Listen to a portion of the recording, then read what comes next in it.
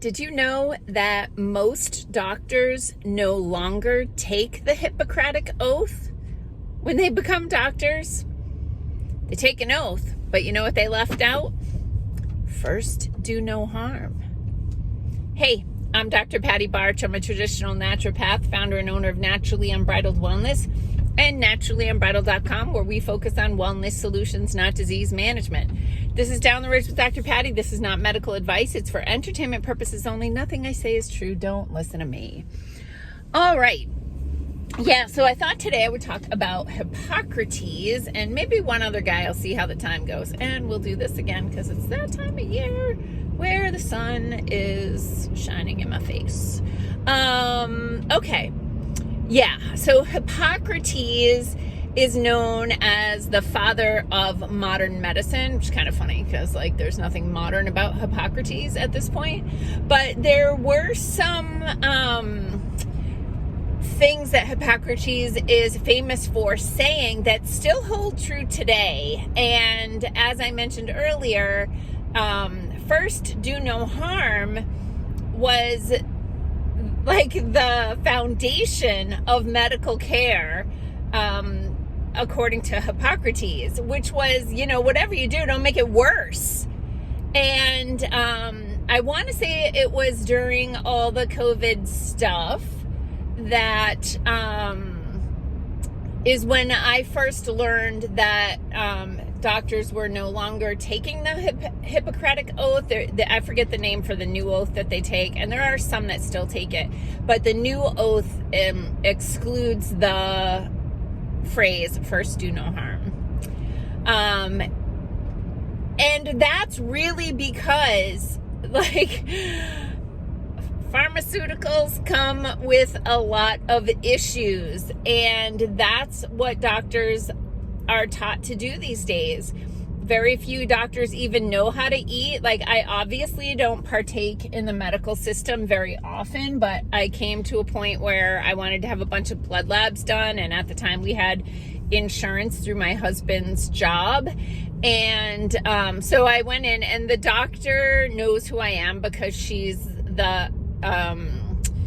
the doctor to my in-laws, or was before she retired. And so she knows who I am and what I do, which I prefer them not know because typically they change the way they approach my care. But I remember her asking me what to tell her patients to eat. And I was, of course, helpful, but she was still thinking low fat, no fat, was healthy, and that baked potatoes were healthy. And oh my God, she's telling her patients to eat margarine or fat-free yogurt, and avoid ground beef or whatever. So that kind of brings me to the next thing that Hippocrates said, which is let food be thy medicine. There's so much, I don't even want to call it evidence because it's beyond that to common sense, that if you put natural things in your body that bring nutrients with them, you're going to give your body what it needs, the ingredients it needs to make you. Food goes into your mouth and gets disassembled and then reassembled into you. Cells, hormones, neurotransmitters, tissues, right? All of the things. So you have to supply your body with the ingredients it needs to build you. You can't build a house without certain building materials, and you can't build a body without certain building materials. And we've all heard about McMansions, right? These are big fancy houses that were built from crappy materials and have tons and tons of problems. And that's how we're building McBodies, right? Literally. So let food be thy medicine. And I watched a podcast this morning where one doctor was interviewing another doctor who was just talking about they have this long-term care facility, and the first thing they do is they get the permission from the family and the doctor to put these people on a whole foods diet And next thing you know, they don't need all these prescriptions. What do you know? Because they actually have the ingredients that their body needs to build themselves. Okay.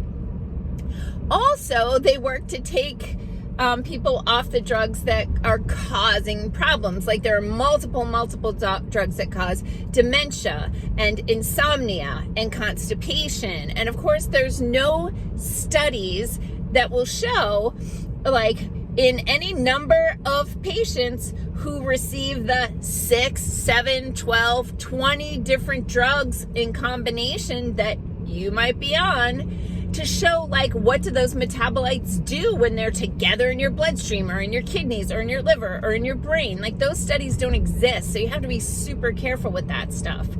So let food be thy medicine. And that brings me to the third famous thing that Hippocrates said, which is all healing starts in the gut. Again, if your gut's not working optimally, if you're not digesting and assimilating nutrients from your food, plus your gut is involved in converting hormones into their active form, converting making neurotransmitters, and also synthesizing some vitamins, right? So all healing starts in the gut. When I or my team brings someone through a wellness program, first thing we have to address is the nervous system, right? Because that runs everything. And if you're stuck in fight or flight, you're not going to heal. I always say you don't fix the roof during a hurricane. So we have to get people out of fight or flight first, because the opposite of fight or flight is rest and digest. All healing starts in the gut. Did you hear the digest part? So that's got to be next. We've got to get people out of fight or flight. Then we've got to get their gut working optimally so they can access the nutrients that their body needs to heal. Once those two things are in place, nervous system, including sleep, by the way, and then digestive system, including pooping, and then heartburn and all of those things. Then if anything is actually left after that, which so much stuff goes away when we get those two things in balance, then we can focus on that. But if we try to just focus on the other thing first without addressing the nervous system, including sleep, without addressing the digestive system, we're not going to make any progress with that other thing. The last thing I want to mention is from another person who's somewhat famous in the natural health world. The last name is Herring. I don't remember what his first name is, but he coined Herring's Law of the Cure. Herring's Law of the Cure is that the body heals from the top down, the inside out, and symptoms resolve in the reverse order in which they appeared. And we can see this a lot with things like eczema, where we can literally see top down, inside out. But also that when the symptoms reverse or disappear, resolve in the reverse order in which they appeared, the thing that you've had the shortest amount of time, like, oh, I just got this rash a couple weeks ago, that's going to go away before the migraines that you've had for 20 years. Okay. So you just have to keep in mind the thing you've had the longest is going to be the last thing to go away. But as we see the more recent things going away, we know we're making progress. Okay. Just wanted to give you that information for today. So peace out, peeps. Have a healthy day and make healthy choices.